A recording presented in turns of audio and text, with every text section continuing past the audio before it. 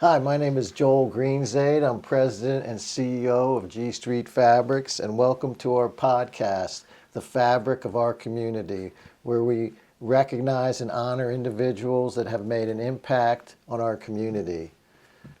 My co-host, Traci Mitchell, could not be with us today, but she will be back. Today, I'm excited to introduce to you Michelle Cooper, JD MBA, as a partner and director of Women, Wealth, and Wellness at XML Financial Group. Michelle has dedicated her career to helping women take control of their financial futures with confidence and clarity.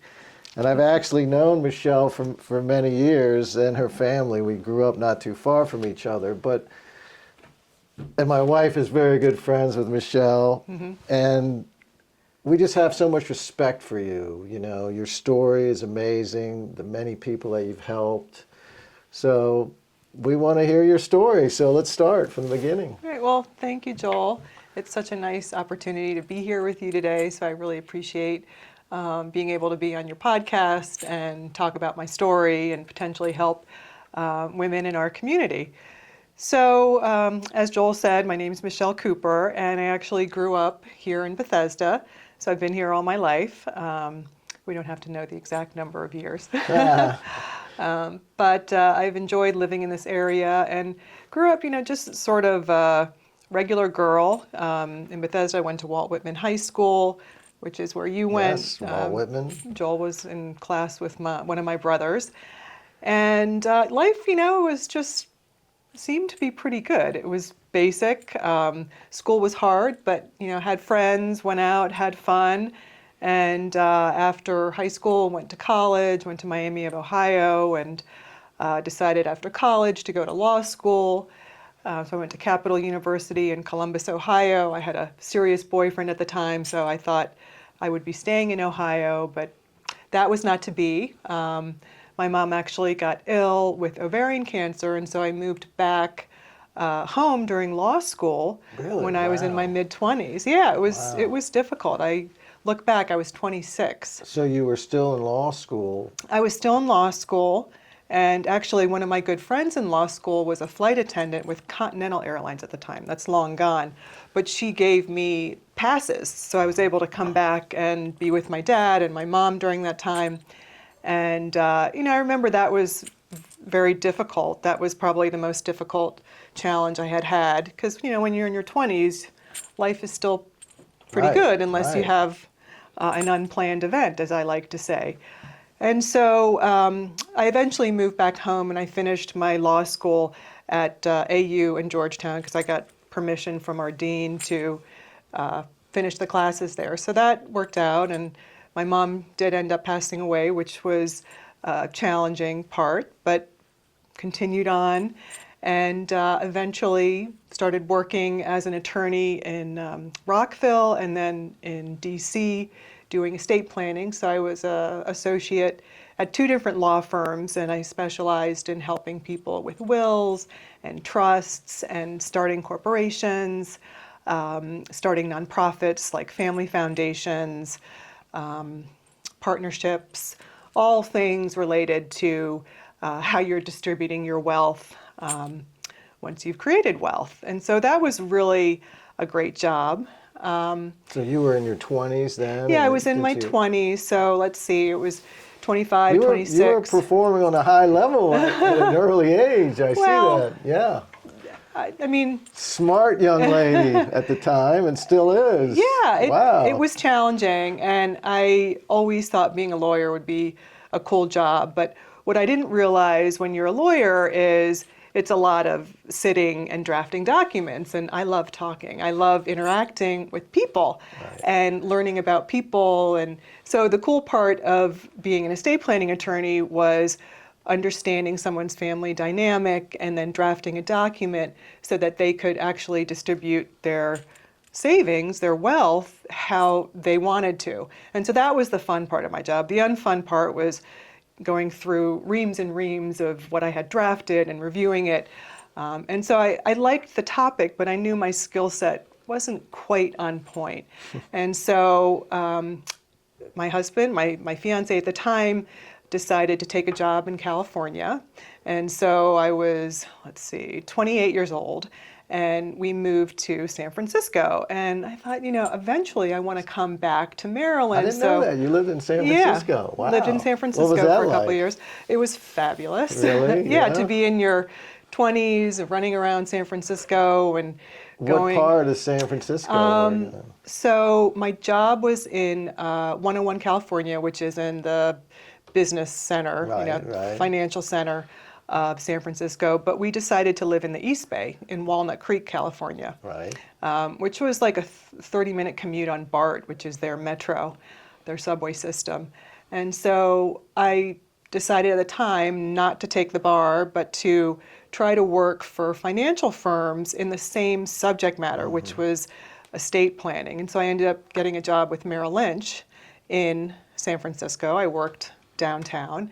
And so instead of drafting documents, I was now working with the clients of Merrill Lynch, helping them with estate planning, which was wonderful because it combined my knowledge with what I love to do, which is being with people and interacting with people.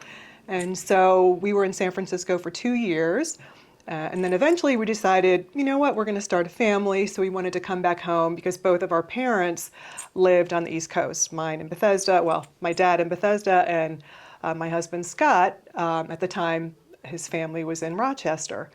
And so we moved back, and Merrill Lynch moved us. I did so well there that they said, why don't you start an estate planning division in Washington. So you moved back to D.C. or? Moved back to D.C. Were you living in D.C. or in Maryland? We were living in Maryland, so we actually moved back and lived at my dad's house on Whittier Boulevard. Whittier Boulevard, I remember that. Yeah. But wait, that's amazing. I mean, that you went from lawyer to Merrill Lynch and got pretty big time with Merrill Lynch, that they were willing to offer you to open your own office. I mean, that's a big deal. The position clicked. It was really that's amazing. Something that I loved doing, and I just loved working. So what I did was I covered different financial advisors, and so they would bring me in to talk to their clients about estate planning. And so I would review documents and help them either change what they had or enhance it because their wealth had grown. And so where was the office? It was 1850 K Street, which is kind of where it is now. And so I was with Merrill for 21 years, doing kind of the same thing until 2017. So from 1996 to 2017 was the span of my career. And lots happened during that time frame. So, as I was working in my career and my husband Scott was working in his career, he was a physician, physical medicine and rehabilitation physician, we decided to try starting a family, which took a bit of time, but eventually we had twins. So Alec and Chloe had a boy and a girl. Amazing kids. Yeah. I know your kids. Just fabulous kids. They are great kids, as are yours. Thank you.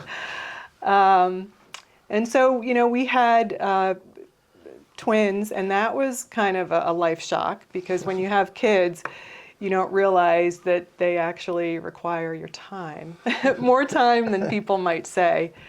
And twins was kind of a lot to have at once. But the good thing was that we were great parents. Scott and I just kind of handled it. What I couldn't do, he did, and we were very much on the same page with parenting. And so life was, continuing to be pretty solid. I had this great corporate job. I remember this office I had at the top floor. I could see the National Cathedral. I'd sit at my desk. I'm like, oh, I've made it. This is really pretty cool. And then, go home, and I had the kids running around, and we had recently purchased a new home in Bethesda. And so things were, I would say pretty good. And I was, at that point, 34 when I had the kids, and then 36 came around, and so my kids were 2. And that's sort of when my life went upside down.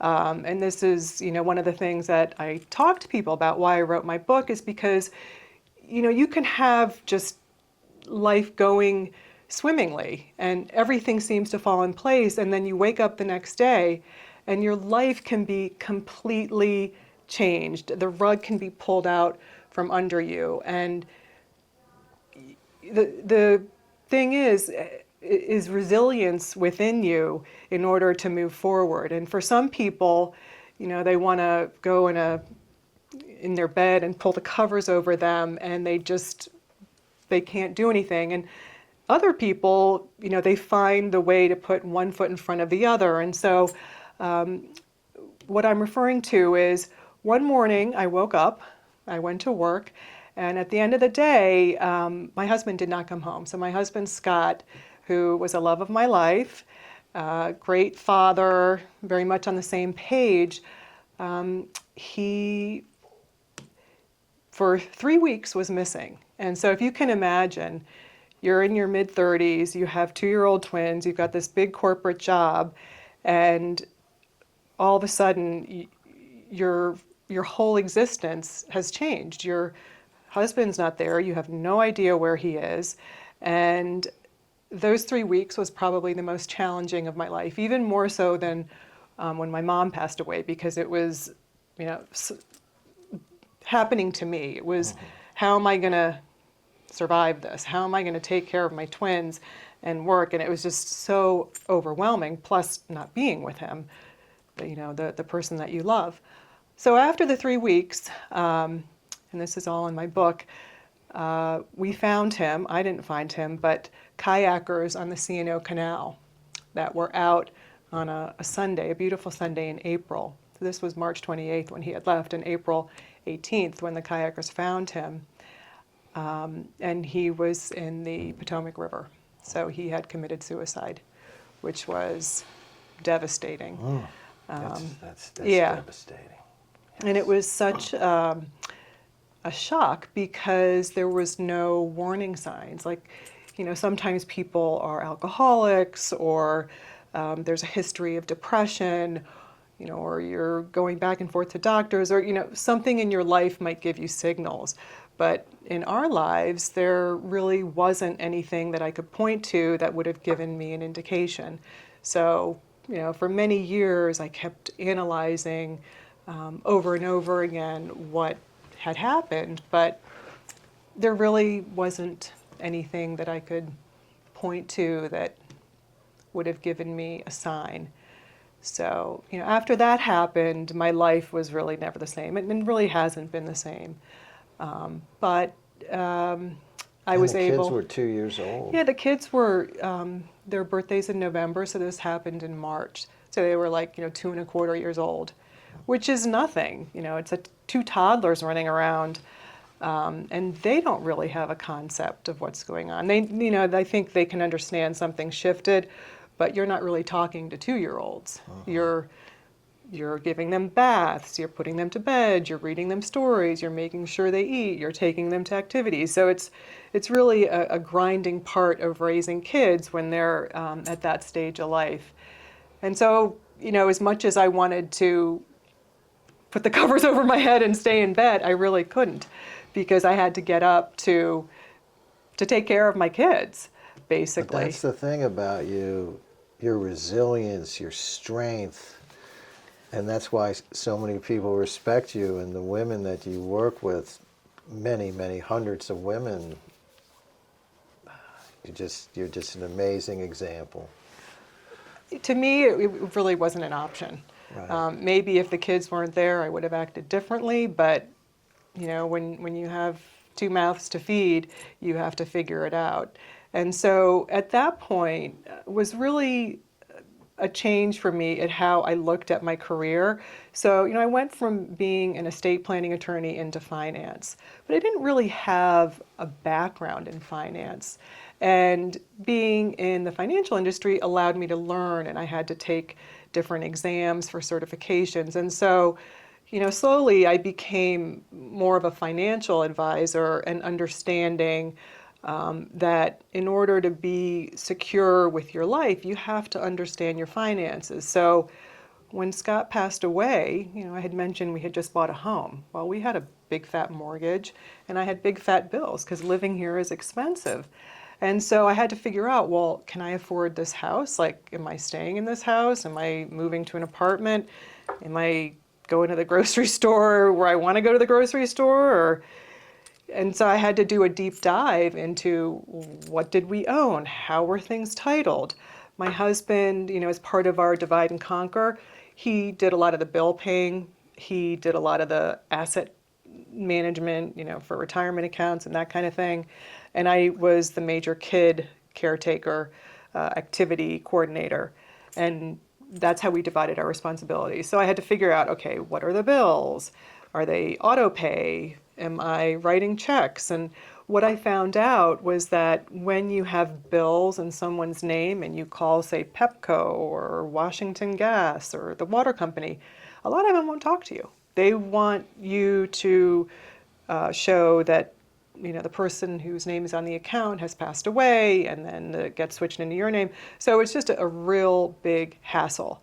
And so one of my tips for people is you want to make sure that bills are under both of your names, so that if something happens and you have to call and get the lights turned back on, you're able to do that. And so I went through everything, and I had to create a budget for our household, make sure that we could continue to pay for things, stay in our home. And I'm fortunate because I was in finance and I'm an estate planning attorney. And so we had our documents in order. We had some life insurance. We had, a backstop just in case, because I had made sure of that when we got married. I just knew I had to check that box. And so, thankfully, we were okay, and I was able to continue.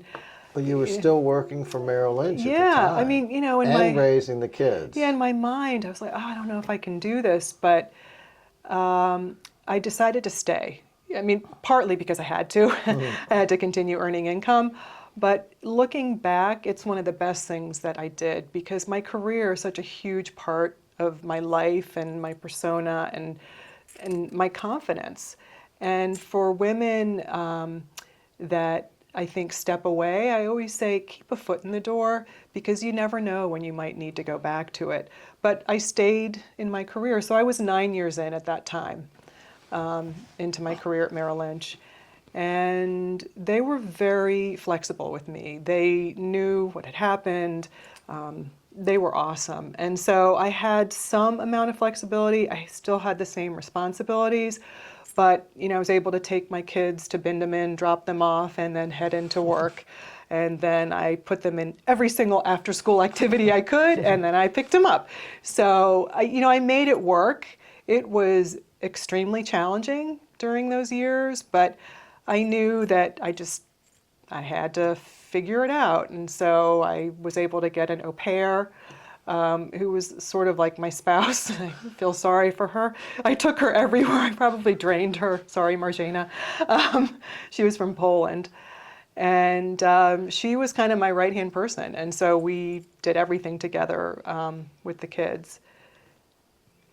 Yeah. So then the Merrill Lynch, but then at a certain point, you decided to start something more involved with a financial company based on helping women. Yeah. So, I continued at Merrill Lynch for many years. And one of the pieces of my life that I missed, Joel, before getting to this other part in my career, was having a companion to raise a family with. And, I grew up with parents that were together until my mom passed away. And I knew that I wanted to be in a couple, to be married if I could. And so I decided to, because of a friend in a bereavement group, to go on JDate. And JDate is like Match.com, or there's a million different apps now. But back in 2005, those sorts of online dating things were few and far between, and people were like, oh, you're going on online dating? And literally, I had no time to meet people. And so I did go on online dating, and ended up meeting the second love of my life, which is currently my husband, Paul. I know Paul. He's a Yeah. great man. Great man. Yeah, I'm very fortunate. I met two tall Jewish guys, which is not an easy thing to do. The dating pool of tall Jewish guys is pretty small. But I ended up meeting Paul. He lived 5 minutes from me in Bethesda, which was just coincidence. We think our moms had something to do with that. And so he ended up adopting Alec and Chloe, Wow. which was super amazing of him and very special. And so we blended our families, which I talk about in my book, which is another interesting thing to go through, because you never think when you get married you're going to end up getting remarried or divorced or separated or widowed. You're not thinking about that. And I didn't really realize what I was getting into when I met him, because he was separated at the time. It's tough to blend a family, especially when kids are young. Mine were like 3, 4 at the time, and his were 6, 8, and 10. And everybody moves in together. I mean, Yeah, for half the week we were together and figuring it out. So my grocery bill went from, not too bad to, like, I had 2 carts and coming up with dinners for everybody and making sure that this person who didn't like vegetables had something that they wanted to eat. And it was interesting. But that's to go two through great people working together to really build a family like that. And I credit Paul to good communication, and as many challenges as we had, we were able to work through it. We had a therapist that we engaged who really helped us understand from a child's dynamic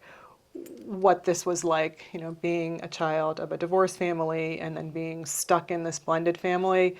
When you're in love with someone and you're in a second marriage, you don't really think, God, this is so hard for the kids. But it really was, not only for Alec and Chloe, my children, but for Jillian, Daniel, and Alex, my 3 bonus kids.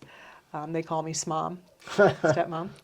So, it took a long time for things to kind of gel. And I would say we've come a super long way. We're a very tight family now. And that's so beautiful. yeah, so that was a big piece of it. And then as I was going through this, I kept thinking to myself, I meet all these women at Merrill Lynch that are wives or widows, and they don't want to sit in the meetings.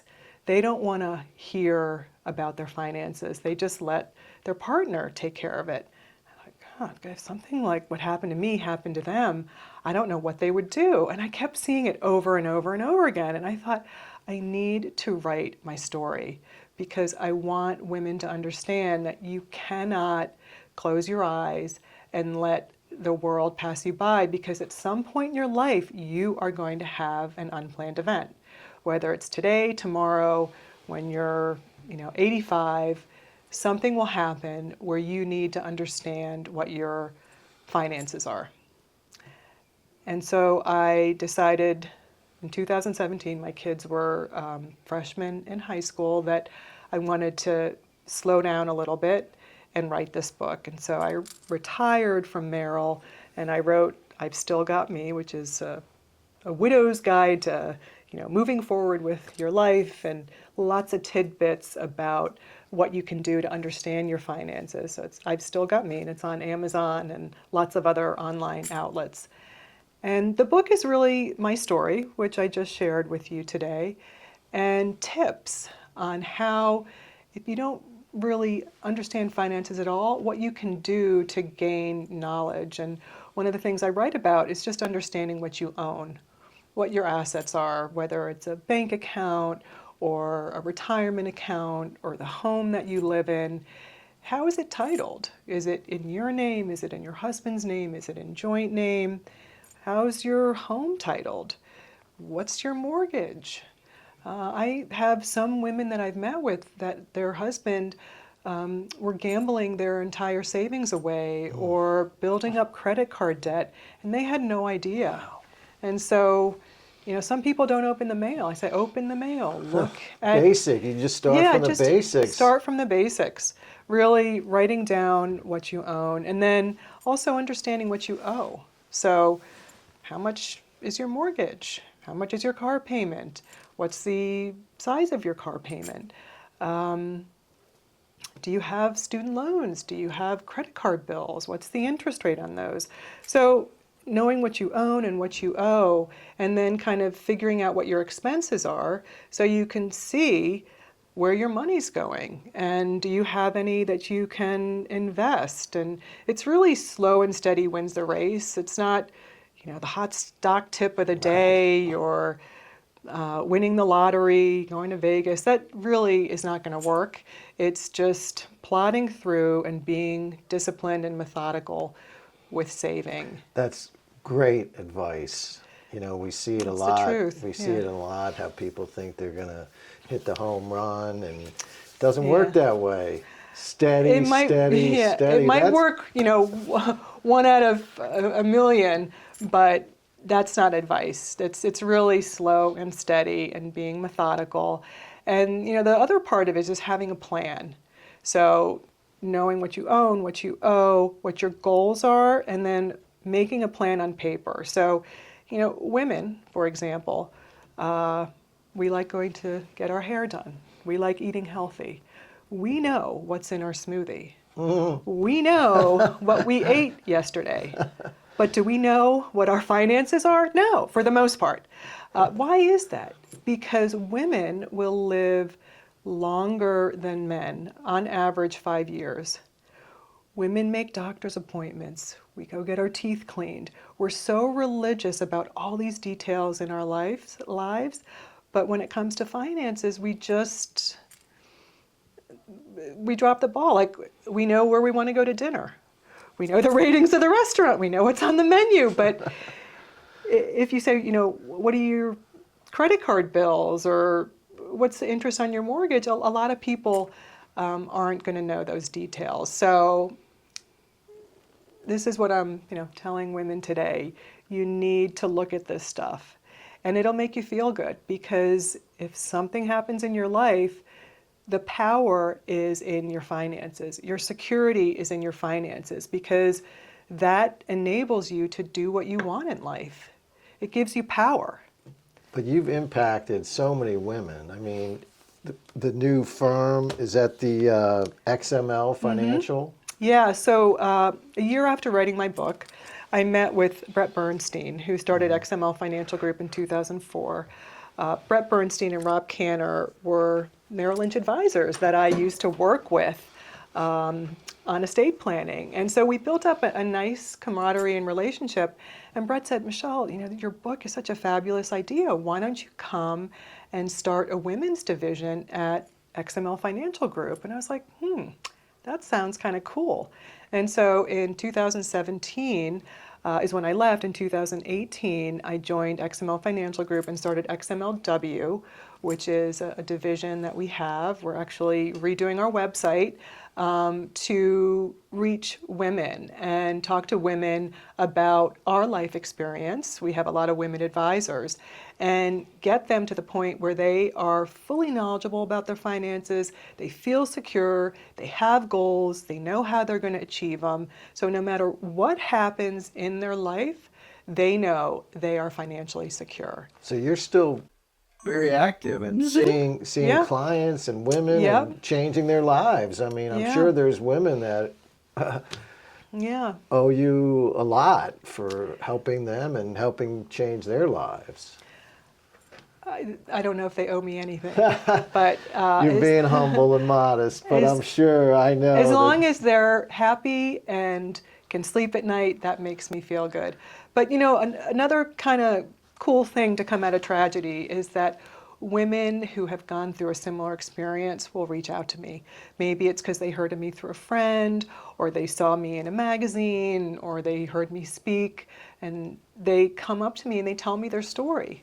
When you see someone, I always say you can't judge a book by its cover. You don't know what someone has gone through. And a lot of times they're not going to share it with you, but when you know someone has gone through something, you feel more open about talking, about your own personal story. Very powerful, very powerful. Let's talk a little bit about, I know you and Paul like to travel. We do.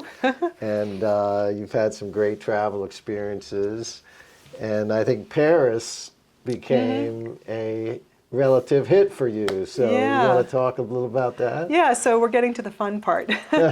So one of the things, that I talk about is setting goals and being intentional with what you want out of life. And I always say I was born with a suitcase in my hand because I love to travel. Paul had a meeting in Lyon one year, 2011, I think it was. And he said, why don't you meet me in Paris? And I was like, I never really liked Paris, but okay. And so I met him there, and it wasn't the Paris I remembered when I backpacked in my 20s. It was different when you were older and you had a little money, people were nicer to you. And we just had such a great time. And from that year, we kept going back through different opportunities. And then eventually... Every year, basically, you would go to Paris? Yeah, every year, every other year, we just kind of... Would you stay at different places? We or the stayed same at different place? places. We went, when the kids were in camp, we went to the south of France. Wow. For a few times, and that's just glorious. Was that like Cannes? Or? We went to Cannes and Nice and what is it called? Cap d'Antibes, which is like, where Leonardo DiCaprio wants to die. I remember him saying that quote. It's, Right. It's this incredible hotel. If he had to be somewhere before he died, or something Right, like that. I get it, I get it. Yeah. And so we just developed a love for France, and we ended up buying a fractional, which is like a co-ownership apartment, and that turned into another co-ownership, and we just kept saying, we want more time, and eventually we bought our own apartment, which was a couple years ago now. That's incredible. That's So, incredible, right? Yeah, and is that a tough process to go to Paris and buy an apartment, or it's... It can be, Right. but we met a couple, Madeline and Philippe Willems. She's an American and he's from Belgium, I think. They started a company called Paris Perfect, and they helped us. So I have a group of friends there. One of my girlfriends who works for Paris Perfect said, hey, Michelle, there's an apartment that we know about. It's off market. Why don't you go take a look? And we were just there on vacation, and we were like, this could be magical. And so that company helped us find a designer and contractors. And so the process could be extremely difficult, but knock on wood, it's just been But I think, I great. remember you saying you had to redo the whole apartment, or you wanted to, and... We gutted it.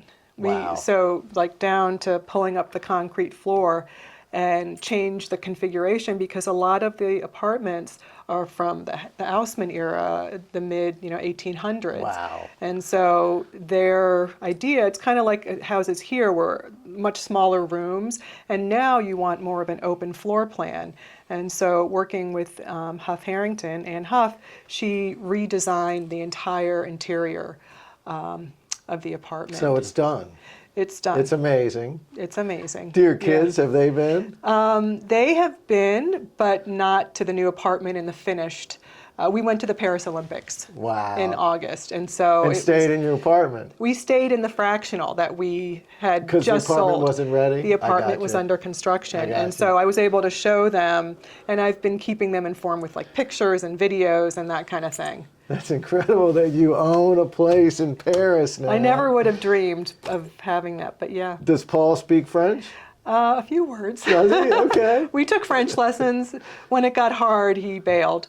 But you learn when you're there. Yeah.